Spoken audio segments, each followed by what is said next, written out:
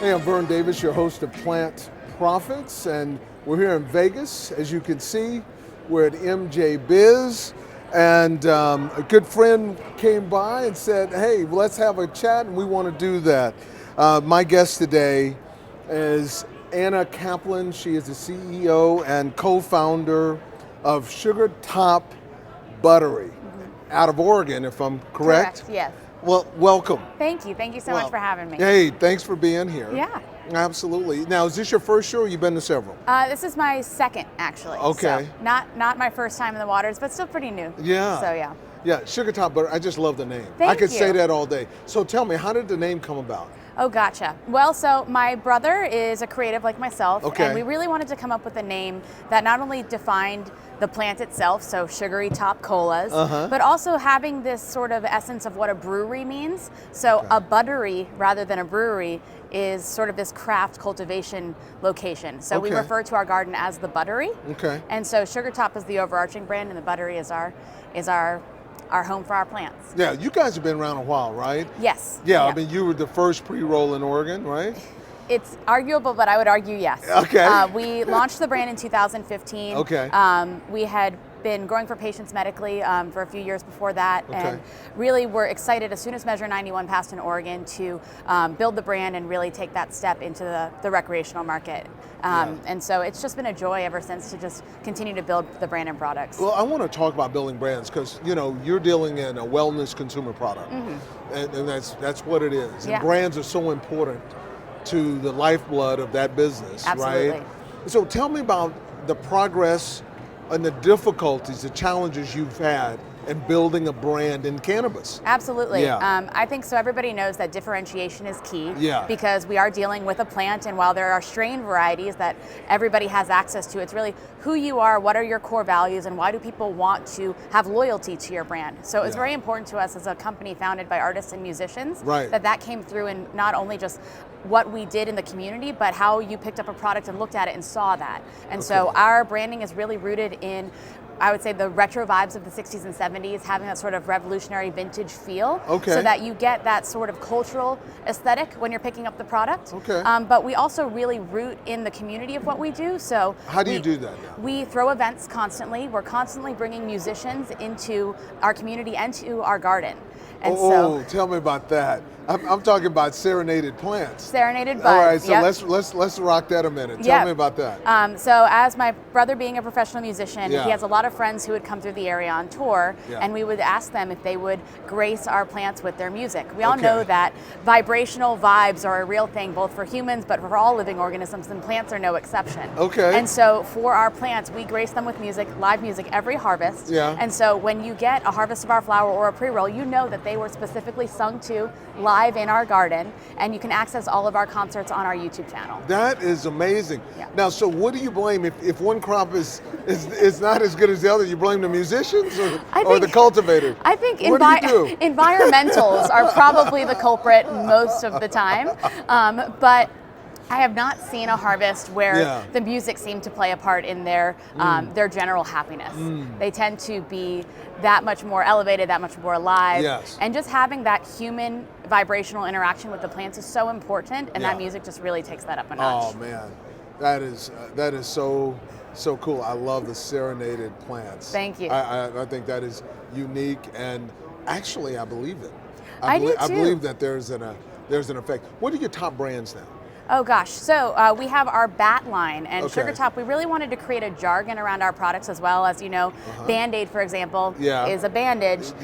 Bats are SugarTop's version of a joint. And so when we have our Mondo bats, which are our 1 gram pre-rolls, stubby bats, which are our half grams, twin bats, which is our 2-pack. And so the bat line is SugarTop's brand of cone-shaped joints. We also have our line of Good Smoke, which is our vintage value brand of a 10-pack of pre-rolls. And so that really harkens back to that idea of that cigarette pack format in your pocket, and it's priced for daily consumption. So that's one of our most popular lines, because Oregon has the best weed at the lowest prices in the entire world. I know. And so having that value line has been really important for us building our brand, not only on a high level for top quality, but also something that can be a day-to-day smoke. Yeah, that's very cool. Talk to me about your people. incredible growth.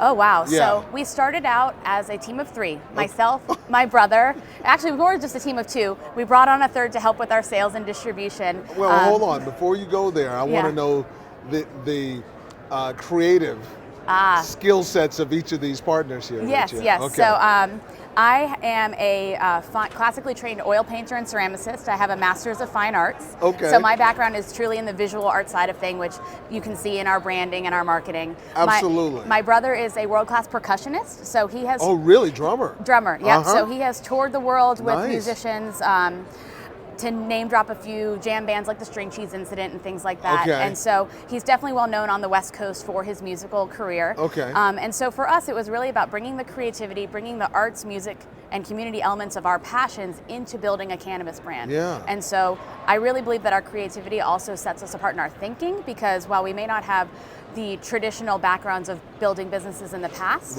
we have, one would argue that arts in itself is its own business, and probably one of the most small business startup things you can do by promoting yourself as an artist or a musician. So we bring that level of creativity and entrepreneurship to the brand. That's great. And that's awesome. Yeah. Now, do you feel that at some point, or maybe you've already started, putting in, professional consumer products kind of folks that build brands and know how to scale brands? Absolutely. Is that something you and your brother are thinking about, or are you already doing these kinds of things? We have a really extensive, amazing network of people. Okay. And we've definitely been talking to our core people and looking at what the next steps are as far as building brands on a national scale. Right. So that's definitely forward thinking where we're looking. Yeah. Okay. That is awesome. So 2015 is when this first pre-roll came out. Mm-hmm. Okay, so you guys been in business a while. Yep. So talk to me about growth. So as far as growth went, and pre-rolls really where we started was trying to get our products to the most people possible. So we started out small indoor cultivator, and how do you turn a pound into something that can go to multiple dispensaries around the state? Mm-hmm. Pre-rolls were the way to diversify and make that product last and have a further reach. So once we created a real pre-roll manufacturing process, that when we started to see our staff really take off and grow. Okay. So now we have a team of about 40 people. Okay. Half of those are in our manufacturing side, and the other half is on the sales and distribution. Okay. We've also expanded not only from a cultivation into the pre-roll manufacturing, but also into full wholesale distribution representation. Okay. So we use our marketing power to help represent other brands in the Oregon market. We have about a dozen brands that are represented under the SugarTop House of Distribution, and we're continuing to expand what that looks like. How's that working? Oh, it's really fun. A lot of relationships, right? A lot of relationships, and community is one of our core values. Okay. I say music, art, love, community, integrity. Those are the 5 values of SugarTop. Okay. And wholesale distribution really was just a natural piece of that, because we wanted to be able to bring our relationships with the stores and bring other brands to that. So we would be able to be sort of a one-stop shop for the best of Oregon, and really be able to showcase people that we believed in, and also help incubate smaller businesses along the way. Oh, that's great. That's great. That's great. And are you finding that you have more clients than you really need, or you in acquisition mode of clients? What are you doing in that business? We're constantly expanding our reach, but we're in a really wonderful but also tough position of not being able to service all of the clients we already have. We have a wonderful demand for our in-house products, and so we're constantly trying to balance that, reaching more outlets, but also being able to fulfill at the level of supply that our stores need. Okay. So we are expanding with automation and trying to build up our supply chain even better. Okay. So we're doing a little bit of both. It's a slow growth. We probably are adding 50 to 100 retail shops a year. Okay. And we're probably distributed in about 60 to 70% of the state regularly. Okay. Oh, that's great. So for cannabis in general, right, this has been a banner year. Things have been rich. Consumers are finding legal cannabis, and there are more places to purchase legal cannabis. Have you in Oregon experienced that? Because your market has been different. Oregon is really counter to a lot of what's going on in the rest of the country. I will say that COVID in general, if we're looking back to 2020, was just a major boon for cannabis as an industry, as far as it being sort of counter-cyclical. We see that people really turn to cannabis as a way to cope deal with all of the stressors of the pandemic and also find outlets that weren't alcohol and other traditional means, which is amazing. 2021 has seen a little bit more saturation in Oregon, a bit of oversaturation in the market. So we're continuing to see prices have a fluctuation and go down that we're not seeing in other states.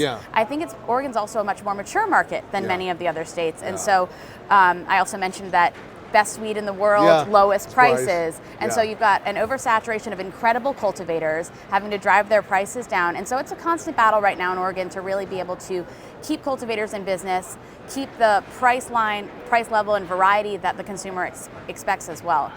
Oregon also is an incredible state as far as it being much more easy access than other states for licensing. And so right now we're also going through this idea of if there's going to continue to be a moratorium on certain licenses in the state because of the saturation of product, if they're going to open it up again to more people to come in. And so it's just a really interesting time for the program itself in Oregon to see how that's going to continue to both help small businesses be able to stay in business, but also be able to regulate just how much saturation is already there and growing. So. Well, it's great to see SugarTop Buddery is part of the leadership in Oregon. Thank you. A very interesting and difficult market right now in the business because of the compression of price. You know, that makes it very difficult for folks like you who invested so much to make a lot of money in this business. You know, it does. I think the thing that we're most proud of is just really having been able to build a strong brand in the community, to have trust in the community, and really to be able to represent those brands and have the relationships built already. It is a very hard market, and I think that we're able to succeed, one, through the community that we have, both on the brand level and also at the retail level, and also really investing in the consumer community and letting them know that we're going to be here, and then they have a trust and like a return to us. So I think that's a winning formula. And it was a winning conversation with you today, Anna. Thank you very much for being here. Our guest today is Anna Kaplan, the CEO of SugarTop Buddery out of Oregon. I really want to thank you for this conversation, and wishing SugarTop Buddery much success as you take this journey. Thank you. Thank you. It was an absolute pleasure. Absolutely. I'm Vern Davis. I'm your host of Plant Profits. Plant Profits is brought to you by Produce Global. Cheers.